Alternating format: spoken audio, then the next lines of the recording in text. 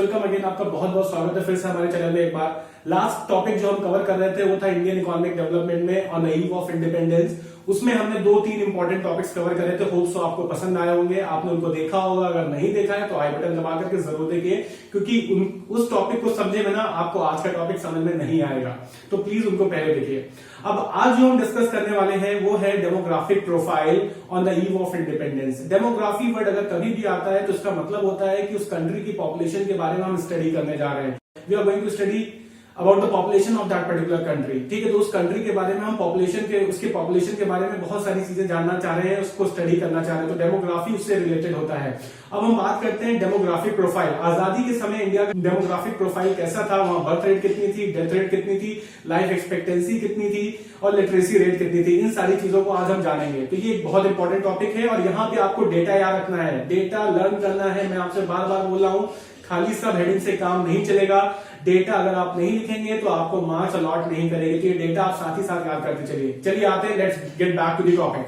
देखिए पहला टॉपिक अगर आप देखेंगे तो पहला क्वेश्चन क्या है, birth rate and death rate. India के अंदर अगर हम 1947 में देखें तो इंडिया का बर्थ रेट और डेथ रेट दोनों ही बहुत ज्यादा था। अगर किसी भी कंट्री का डेथ रेट ज्यादा होता है तो ये इस बात का इंडिकेशन होता है कि उस कंट्री में लोगों को आसानी से मेडिकल फैसिलिटीज अवेल नहीं हो रही हैं। तो डेथ रेट अगर आप देखेंगे 1947 में इंडिया का बर्थ रेट कितना था, 48 पर 1000। डेथ रेट कितना था, 40 पर 1000। तो सर्वाइवल रेट बहुत कम था। अब अगर डेथ रेट और बर्थ रेट दोनों ही ज्यादा होता है तो ये इंडिकेशन होता है कि उस कंट्री में मैसिव पॉवर्टी है, कंट्री के अंदर बहुत ज्यादा अत्यधिक गरीबी है। दूसरा अगर आप देखेंगे तो इन्फैंट मॉर्टेलिटी। इन्फैंट क्या होता है, इन्फैंट वो बच्चा होता है जिसकी एज 1 साल से कम होती है। तो अगर इन्फैंट मॉर्टेलिटी आपसे पूछा जाता है तो याद रखिएगा death rate of children below 1 year. वो बच्चे जिनकी एज 1 साल से कम है और उनकी डेथ हो जाती है तो उसको हम बोलते हैं इन्फैंट मॉर्टेलिटी रेट। अब इंडिया के अंदर अगर हम देखें तो 1947 के समय इन्फैंट मॉर्टेलिटी रेट अगर आप देखेंगे तो ये डेटा याद रखिएगा 218,000, मतलब 1000 में से 218 बच्चों की डेथ हो जाती थी, इतना आप याद रखिएगा। इसके अलावा अगर आप देखेंगे तो अगर इन्फैंट मोर्टेलिटी रेट अगर किसी भी कंट्री का ज्यादा है तो किस चीज का इंडिकेशन करता है, किस चीज की तरफ इंडिकेट करता है, वो इंडिकेट करता है sign of poor health care. मतलब उस कंट्री में अगर आप देखेंगे तो पुअर हेल्थ केयर, लोगों को आसानी से हेल्थ केयर फैसिलिटीज अवेल नहीं हो रही है, जिसकी वजह से जो माँ है और जो बच्चा है दोनों की जान खतरे में आ जाती थी। तो इन्फैंट मॉर्टेलिटी इंडिया के अंदर बहुत ज्यादा हाई था 1947 में। इसके बाद आप देखेंगे तो लाइफ एक्सपेक्टेंसी। लाइफ एक्सपेक्टेंसी क्या होता है, लाइफ एक्सपेक्टेंसी के बारे में अगर आप देखेंगे तो लाइफ एक्सपेक्टेंसी होता है average life of a person. जब भी ये वर्ड आएगा तो याद रखिएगा average life of a person. India के अंदर 1947 में लाइफ एक्सपेक्टेंसी जो थी वो थी 32 ईयर्स, क्योंकि उस समय मेडिकल फैसिलिटीज ना होने के कारण लोगों को छोटी से छोटी बीमारी से भी मौत आ जाती थी, उनकी डेथ हो जाती थी। आज अगर आप देखेंगे तो आज मेडिकल फैसिलिटीज इतनी ज्यादा एडवांस हो गई है कि आज बड़ी से बड़ी बीमारी से भी लोग आसानी से लड़ करके वापस आ जाते हैं। तो आज डेथ रेट बहुत कम हो गया है, तो इसी की वजह से पॉपुलेशन भी हमारी कहीं ना कहीं बढ़ती जा रही है। तो अगर आप देखेंगे तो लाइफ एक्सपेक्टेंसी क्या होता है, average life of a person.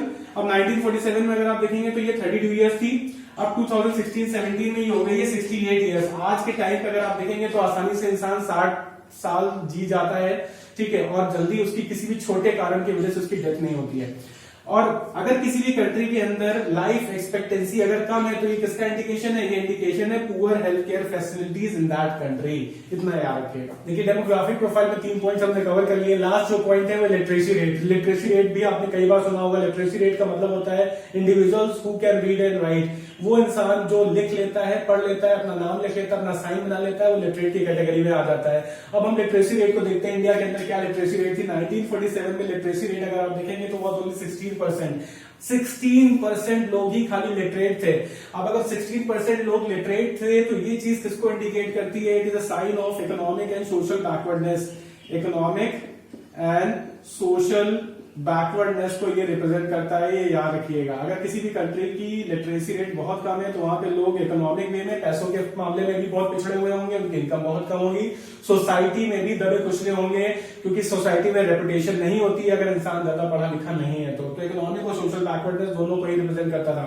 साथ ही साथ अगर आप देखेंगे तो फीमेल लिटरेसी अभी भी एक बहुत बड़ी प्रॉब्लम है इंडिया के अंदर। उस समय तो बहुत ही मेजर प्रॉब्लम थी। 7% फीमेल जो थी उनको खाली अपना नाम लिखना या साइन करना आता था। ये एक बहुत बड़ा प्रॉब्लम था उस समय का।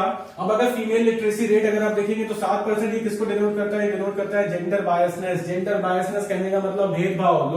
लोग जो है उस समय फीमेल को पढ़ने के लिए अलाउ नहीं करते थे, खाली मेल्स को ही पढ़ना अलाउ था और फीमेल जो है खाली एक घर का मटेरियल बन करके रह जाती थी। तो ये एक जेंडर बायसनेस को, एक जेंडर गैप को, एक डिस्क्रिमिनेशन को भी रिप्रेजेंट करता है। तो ये 4 पॉइंट आप याद रखिएगा, ये आपके डेमोग्राफिक प्रोफाइल का बहुत इंपॉर्टेंट पार्ट है। देखिए अभी तक जो हमने आपको बताया है वो demographic profile of India at the time of independence. अब जो हम पढ़ने वाले हैं वो है डेमोग्राफिक ट्रांजिशन। डेमोग्राफिक ट्रांजिशन, पहली बात अगर हम समझ लेते हैं ट्रांजिशन क्या होता है। ट्रांजिशन वर्ड हमेशा चेंज को डिनोट करता है, तो अगर कहीं पे भी वर्ड ट्रांजिशन आता है तो याद रखिएगा किसको डिनोट करता है, चेंज को। अब डेमोग्राफिक ट्रांजिशन को हम लोग एक बहुत इंपॉर्टेंट ईयर के नाम से भी जानते हैं। अगर आप देखेंगे तो ईयर है 1921। Why 1921 is so much important? Because 1921 को अगर आप देखेंगे तो हम लोग इसको ईयर ऑफ ग्रेट डिवाइड भी बोलते हैं। हम इसको ईयर ऑफ ग्रेट डिवाइड क्यों बोलते हैं, आइए उसको समझ लेते हैं। Why it is known as, why it is called year of great divide. देखिए 1921 से पहले अगर आप देखेंगे तो इंडिया के अंदर जब भी सेंसस होता था, सेंसस क्या होता है पहले तो अगर आप ये देखें तो सेंसस होता है जनगणना। जब हम कंट्री की पॉपुलेशन को स्टडी आउट करते हैं, कंट्री के अंदर नंबर ऑफ इंडिविजुअल्स को जानने की कोशिश करते हैं कि कंट्री के अंदर एग्जैक्ट नंबर ऑफ पीपल कितने हैं, तो उसको हम सेंसस बोलते हैं। अब इससे रिलेटेड एक बहुत इंपॉर्टेंट चीज है, इंडिया के अंदर अगर आप देखेंगे तो ब्रिटिश रूल के अंदर, ब्रिटिश रूल, जब इंडिया के अंदर ब्रिटिशर्स रूल कर रहे थे तो पहला सेंसस इंडिया में कब हुआ था, 1881। इस ईयर को याद कर लीजिएगा, ये ईयर बहुत ज्यादा इंपॉर्टेंट है, ये आपके एमसीक्यूज का पार्ट बन सकता है। तो पहला सेंसस इंडिया के अंदर ब्रिटिशर्स के रूल में कब हुआ, 1881 में। अब उसके बाद से हर 10 साल के अंदर एक सेंसस होता है जिसे हम जनगणना बोलते हैं, जहां पे हम नंबर ऑफ इंडिविजुअल्स को जानने की कोशिश करते हैं और इसी जनगणना के तहत जो है गवर्नमेंट अपनी पॉलिसीज फ्रेम करती है। गवर्नमेंट पहले ये अंदाजा लगाती है कि कंट्री के अंदर कितने लोग हैं, उसमें से पॉवर्टी लाइन के नीचे कितने हैं, अबव पॉवर्टी लाइन कितने हैं, कितनी अप्रॉक्स उनकी इनकम है, उसके बेसिस पे अपनी पॉलिसीज फ्रेम करती है वो। तो ये जनगणना या सेंसस बहुत इंपॉर्टेंट, इतना आप समझ लीजिए। अब आ जाते हैं 1921। 1921 को ट्रांजिशन ईयर क्यों बोला गया है, क्योंकि इससे पहले अगर आप देखते हैं प्रायर टू 1921, अगर आप देखेंगे तो प्रायर बिफोर 1921 अगर हम देखें तो 1921 से पहले जब भी हम कभी पॉपुलेशन को काउंट करते थे, जब भी हम सेंसस को कैलकुलेट करते थे या जानने की कोशिश करते थे कि कंट्री के अंदर कितने लोग हैं, तो हमें कभी डेटा बढ़ता हुआ दिखाई देता था, कभी घटता हुआ दिखाई देता था।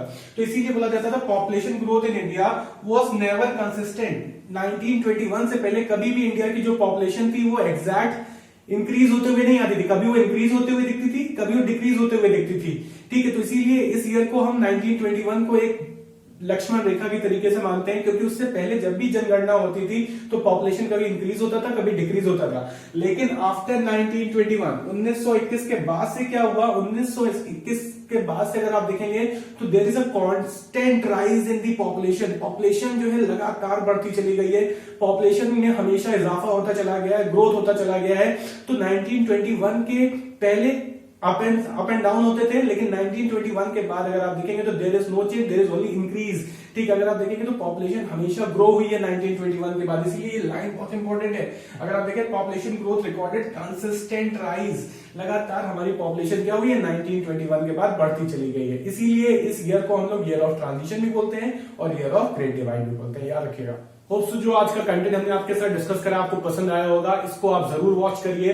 अगर आपने हमारे प्रीवियस वीडियोस नहीं देखे तो आई बटन दबा करके इंडियन इकोनॉमिक डेवलपमेंट का हर एक वीडियो देखिए, उसको समझिए, बहुत इंपॉर्टेंट है। अगर आप देखेंगे तो आपको बहुत आसानी से समझ में आ जाएगा। ये बीबीए और 12th और बाकी सारे बच्चों के लिए भी इंपॉर्टेंट है, तो बिल्कुल आप इसको जरूर वॉच करिए और इसी तरीके से हमारे साथ जुड़े रहिए। हमारे वीडियोस को लाइक करिए, चैनल को सब्सक्राइब करिए और ज्यादा से ज्यादा लोगों तक शेयर करिए। और कोई डाउट्स होता है तो जरूर कमेंट करिए, उसका आंसर हम आपको डेफिनेटली देंगे। Thank you and thank you for watching.